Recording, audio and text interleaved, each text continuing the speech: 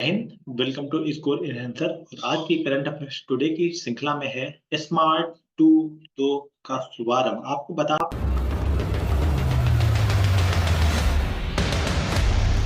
दें कि स्मार्ट 2.0 का जो शुभारंभ है ये आयुर्वेद शिक्षण पेशेवरों के लिए है। और इनके बारे में सबसे बड़ी बात ये है कि इसके शुभारंभ से केंद्रीय अनुसंधान में और भारतीय शिक्षा प्रणाली में कई तरह के बदलाव आने की उम्मीद है। तो क्या है हमारा स्मार्ट 2.0, इसके बारे में जानते हैं। केंद्रीय आयुर्वेदिक विज्ञान अनुसंधान परिषद, जिसे हम CCRAS की भारतीय शिक्षा प्रणाली और राष्ट्रीय आयोग के साथ मिलकर आपसी सहयोग से देश भर के आयुर्वेद शैक्षणिक संस्थानों, अस्पतालों के साथ आयुर्वेद को प्राथमिकता वाले क्षेत्रों में मजबूत नैदानिक अध्ययन को बढ़ावा देने के लिए, आपको बता दें कि इसका जो है वो एक तरह से हमारी कोई भी चीज, जिसे हम कोई भी बीमारी है तो उसे डायग्नोस करते हैं। तो डायग्नोस का मतलब क्या होता है? नैदानिक अध्ययन। ठीक है, हम डायग्नोस करके पता चल जाता है कि कौन कौन सी बीमारी है। तो ये जो स्मार्ट 2.0 कार्यक्रम जो शुरू किया गया है, इसके माध्यम से हम हर एक तरह के रोगियों का, उनके रोगों के बारे में पता कर सकते हैं कि किस रोगी को कौन सा रोग है और किस तरह का रोग है। तो इससे 2.0 से क्या होगा? उसका डायग्नोस हो जाएगा और हमें उसकी बीमारी का पता चल जाएगा। तो CCRAS के महानिदेशक प्रोफेसर VD रविनारायण आचार्य के अनुसार इस अध्ययन का उद्देश्य बाल कासा, ये 10 सारी बीमारियां हैं जिनसे इसका पता करना है। मतलब हमारा जो 2.0 जो कार्यक्रम है या स्मार्ट जो 2.0 लागू किया गया है, इससे हम किन की चीजों का अध्ययन कर सकेंगे। वो रोग कौन कौन से हैं? बाल कासा। नंबर दूसरा है हमारा कुपोषण।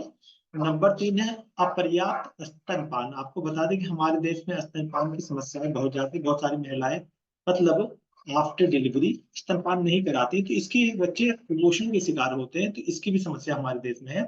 असमान गर्भस्थ रक्तस्राव, रजनोवृत्ति के बाद महिलाओं में ऑस्टियोपोरोसिस। ऑस्टियोपोरोसिस क्या मतलब होता है? हड्डियों का कमजोर होना।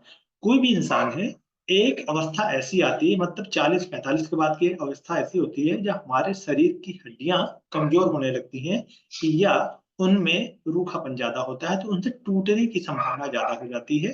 तो इसको हम क्या कहते हैं? ऑस्टियोपोरोसिस। और डायबिटीज मेलिटस जैसे अनुसंधान के प्राथमिकता वाले क्षेत्रों में क्या करना है? सुरक्षा, सहनशीलता और आयुर्वेद फार्मूले का पालन करना है। तो ये सब सारी चीजें हैं यहाँ के अनुसार। फिर CCRAS आयुर्वेद में वैधानिक आधार पर अनुसंधान के नियमन, समन्वय, विकास और प्रचार के शीर्ष संगठन है जो आयुष मंत्रालय के तहत कार्य करता है।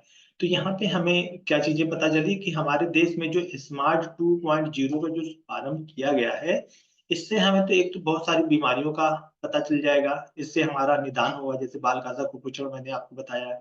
दूसरी चीज क्या है कि आयुर्वेद में एक नया बदलाव भी आ जाएगा। तो आयुर्वेद में वैज्ञानिक आधार पर अनुसंधान के नियमन, विचारशील संगठन जो आयुष मंत्रालय के तहत कार्य करता है। अब स्मार्ट 2.0 का जो उद्देश्य है, अनुसंधानों का उपयोग और करके आयुर्वेद विधियों को प्रभावकारिता और सुरक्षा को प्रदर्शित करना तथा इसे सार्वजनिक स्वास्थ्य देखभाल में बदलने के लिए एक वास्तविक प्रमाण तैयार करना है। तो यहाँ पे जो स्मार्ट 2.0 का उद्देश्य है, ये एक तो रिसर्च पर आधारित है और दूसरी जितनी भी चीजें, बीमारियों का जो पता चल रहा है, उनको प्रभावकारिता ढंग से सुरक्षा को भी प्रदर्शित करता है और देखभाल के बदलने के वास्तविक प्रमाण को भी तैयार करता है।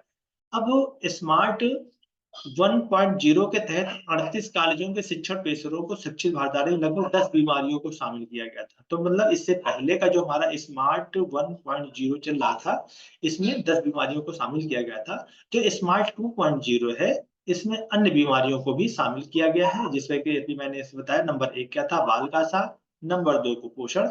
नंबर 3 असमान स्तनपान, अपर्याप्त स्तनपान। नंबर 4 था असमान गर्भावस्था, रक्तस्राव।